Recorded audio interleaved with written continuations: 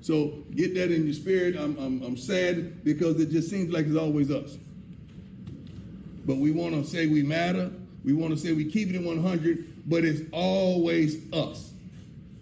Now we lose another soldier to some bull junk that when we look back at it, the gentleman going to say, dang, now his whole life changes. Because now he's incarcerated or murdered in a consequence of what transpired. Because you know how the game is played. And I don't want y'all playing that foolish game because y'all are valuable to your families, friends, loved ones, and you're valuable to us. All right, let's think about that. Let's pray for the families. Ain't got no time to dig for foolishness. What's going on, everyone? It's Talks with Kenny, and I'm here to report sad news that Migos, a rapper, Takeoff, was shot dead in Houston at the age of 28. It's crazy to me how this guy's only 2 years older than me. He's the youngest member. He's young. I think he's the youngest member of Migos, and he was to die like this. This is crazy.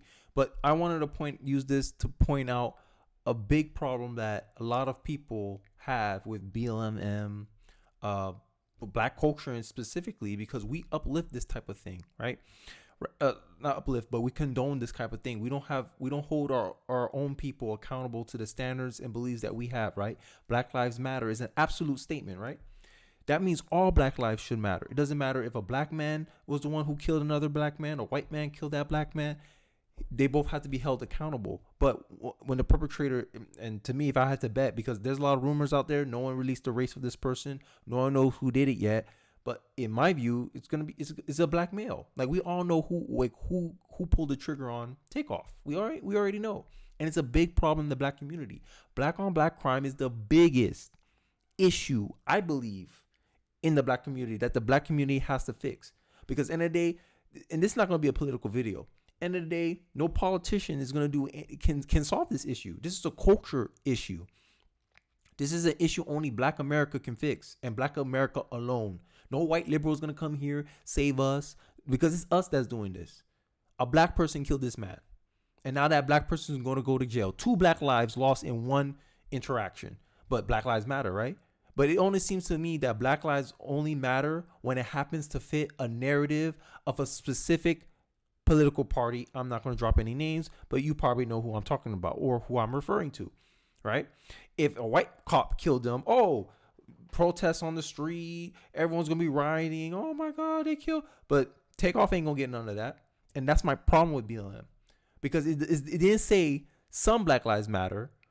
They didn't say Black Lives Matter only when a white man take it or a cop take it. Y'all said Black Lives Matter, period. Okay. Where's the no justice, no peace for Takeoff? Let's get into the story. Driving the news. Houston authorities have not released a name, but a representative confirmed that Takeoff identified as the fatal victim to the Associated Press. The rapper, whose real name is, I'm not going to say all that, was in Houston with Quavo, Takeoff's uncle, and another member of Migos, celebrating the birthday of Jazz Prince, a music producer. Instagram clips show Quavo hours before the shooting showed him driving around Houston. Now, details. The shooting occurred while Takeoff was playing dice with a group of people at 810 Billiards and Bowling. According to Cron.com and TMZ reported, an argument started over the dice game. Only in Mike... this is a problem a lot of successful black people face constantly. That we can't be around people that we grew up with because of jealousy or spite. Like, what white person you know died at the hands of another white person over a game? I'll wait. Only in our community, because in our culture we have no respect for each other. The only time we'll unite is against someone else. But the minute there's no someone else, business as usual, killing each other, victimizing each other. And this is why I'm saying we have to look inward as a community. We can't be pointing outward and we're not addressing issues at home. That's like me criticizing the world when I don't have my own house in order. Now, you ain't going to go far, because issues internally will affect you more than any external issue ever could. And that's just my take. Quavo wasn't injured, of course. The big picture, Takeoff was the youngest member, and was formed in 2008 in Georgia, their home state.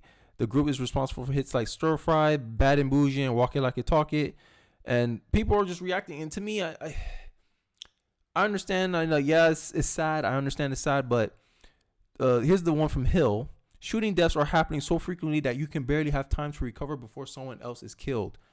But at the end of the day, you have to ask who's pulling the trigger, right? And based on statistics, the true size of the problem is much darker than we consider that African Americans make up only 14.2% of the total population, 32% of all violent crime victims, and 54% of homicide victims.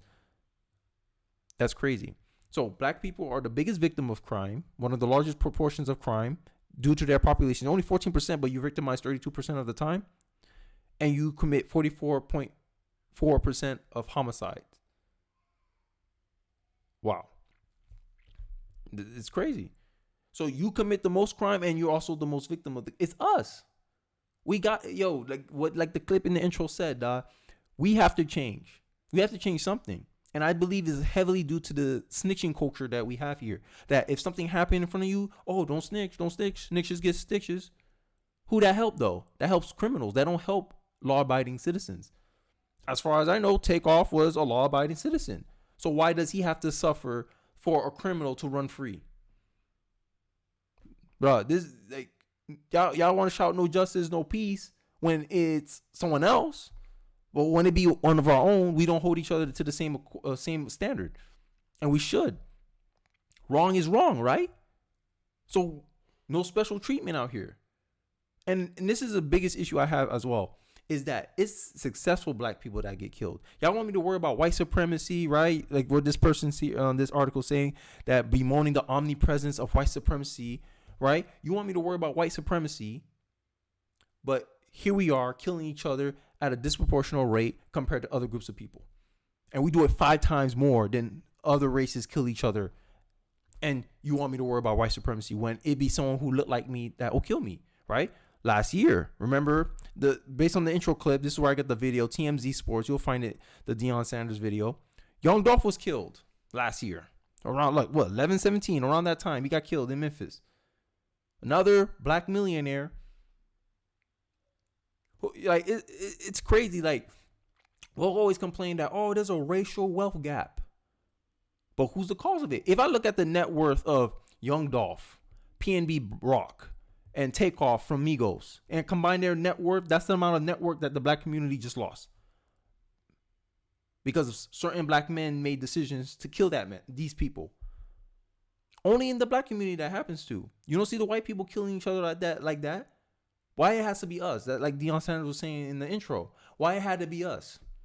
We are our own worst enemies. And then when we get criticized by other people saying that, the black community is like a crabs in a bucket, y'all want to get mad. But it's true.